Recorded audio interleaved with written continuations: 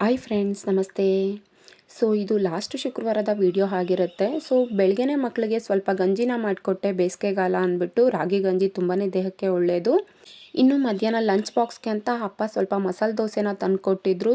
ನನ್ನ ಮದುವೆ ಆಗಿದ್ದಿನ ಆ್ಯನಿವರ್ಸರಿ ಅಂದ್ಬಿಟ್ಟು ಹಸ್ಬೆಂಡು ಸಹ ಅವತ್ತು ಮಸಾಲೆ ದೋಸೆನೇ ತಂದಿದ್ರು. ಅವ್ರು ತಂದಿರೋದು ಇವ್ರಿಗೆ ಗೊತ್ತಿಲ್ಲ, ಇವ್ರು ತಂದಿರೋದು ಅವ್ರಿಗೆ ಗೊತ್ತಿಲ್ಲ. ಇನ್ನು ಇದ್ರ ಜೊತೆಗೆ ಮದುವೆ ಮನೆಯ ಒಂದಷ್ಟು ಸ್ಯಾರಿಗಳನ್ನ ಫೋಲ್ಡ್ ಮಾಡ್ಕೊಳ್ಬೇಕಾಗಿತ್ತು. ಇನ್ನು ನನ್ನ ಒಂದಷ್ಟು ಸ್ಯಾರಿಗಳ ಜೊತೆಗೆ ಮದುವೆ ಹುಡುಗನ ಅಮ್ಮಂದು ಹಾಗೆ ಅವರ ತಂಗಿದ್ದು ಸ್ಯಾರಿಗಳನ್ನ ಬಾಕ್ಸ್ ಫೋಲ್ಡಿಂಗ್ ಮಾಡಿ ಇಟ್ಕೊಂಡೆ.